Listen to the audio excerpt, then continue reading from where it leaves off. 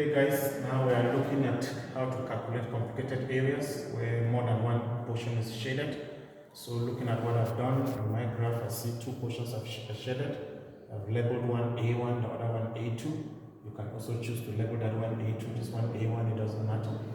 And from there, I will then write my formula for my area first in terms of A1 and A2. So looking at my graph, the formula I will select will be A1 minus A2.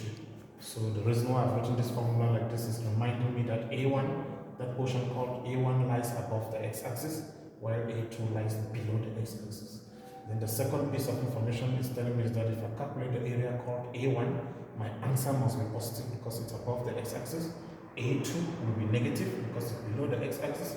But since scientifically there is no negative area, so the negative in A2 will cancel this negative to now become positive. So we can now go over to formula 28 for math level 4 and do the calculation for A1, then we'll also do the same for A2. So A1 starts from A to B, or A to B, you read it from the graph, the lower limit to the upper limit. The lower limit is a 1, the upper is 2, the name of the graph is x cubed minus 6x squared plus 9x plus 2. Then if we integrate, now assuming that everyone is familiar with integration rules, we're going straight to the answer.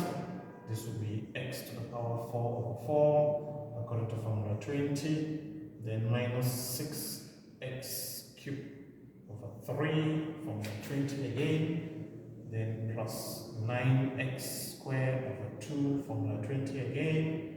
Then if you integrate a constant, you just multiply it with the variable x from 1 to 2.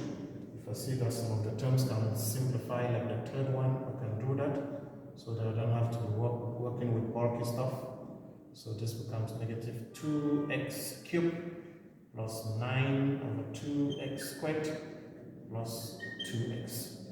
So we're done with that part. From limit is 1 to 2. We can now switch over to formula 29, which requires us to take the upper limit, which is 2, and replace every x there first. So you'll get 2 to the power 4 over 4 minus 2 into 2 cubed plus 9 over 2 into 2 squared plus 2 into 2. That's the upper limit, followed by the subtraction sign. Then we'll go to the lower limit where you are putting 1 to the power 4 over 4 minus 2 into 1 cubed plus 9 over 2 into 1 squared. Is it plus 2 into 1. I think there is a mistake somewhere. And so from the original equation, it's supposed to be minus. So for that, minus 2, not positive. I don't know how I ended up positive. It should be minus 4. Then we can now go to our calculator and calculate upper limit, get the answer, lower limit. So I will use my calculator to do that. The upper limit, 2 to the power 4 is 16 divided by 4 is 4. 2 cubed, 8 times 2 is 16, so I get 4 minus 16. 2 squared 4, 4 times 9 is 36, divided by 2 is plus 18. Then 2 times 2 is 4, so it's minus 4. So it's minus 4, so I'm seeing 2 there for this upper limit, and minus the lower limit. 1 over 4 is the first term, minus 2, then plus 9 over 2, then minus 2 again, gives me 3 over 4. So I was simply taking 2 minus 3 over 4. That gives me 5 over 4 as my A1.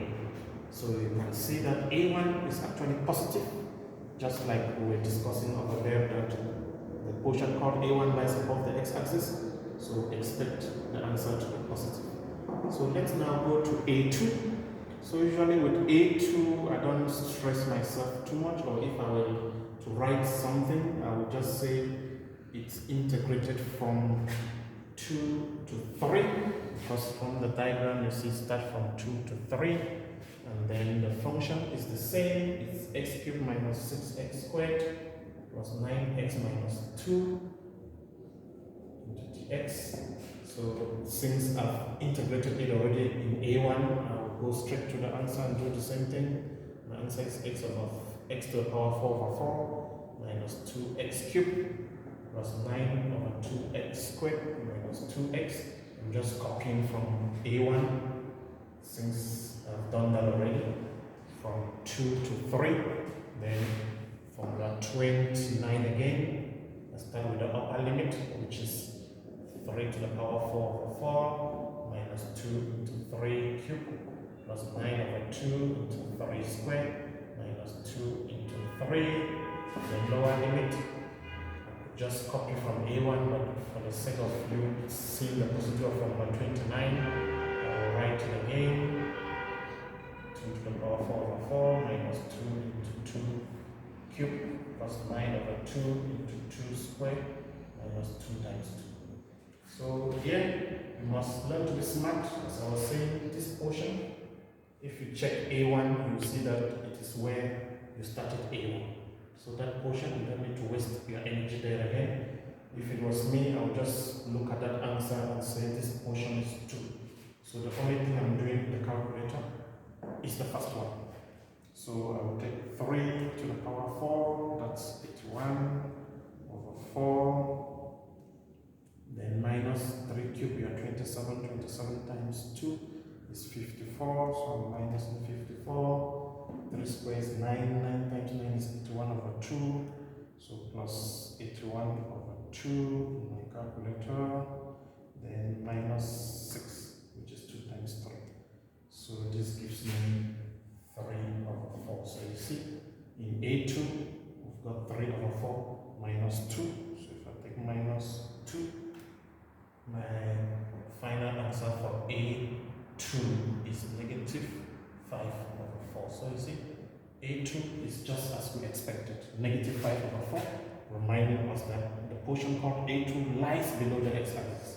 So therefore, to get our final answer for the area, we're supposed to take A1. Our A1 was 5 over 4 minus A2, which itself is negative 5 over 4. So when you get two negatives, they become positive. So you get 5 over 4 plus 5 over 4. That should give us 10 over 4. Or better still, 5 over 2. Or if you prefer, 2 comma 5. Whichever answer you prefer is fine. So guys, that is how you get the area of two shaded portions.